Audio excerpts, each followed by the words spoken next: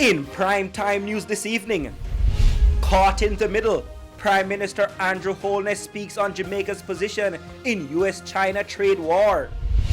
Scientific relief, researchers say vaccines may provide protection against new variants of COVID-19. And Twitter takes away US President Donald Trump's account for good.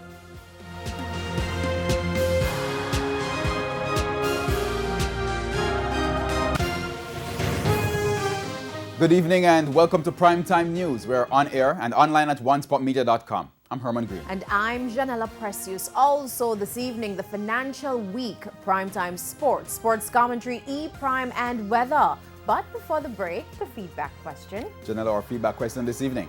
What are your views on the issues the U.S. ambassador has highlighted about Jamaica's relationship with China? You can share comments online, facebook.com/televisionjamaica and tweet us at televisionjam. Please stay with us. Primetime News returns right after this break.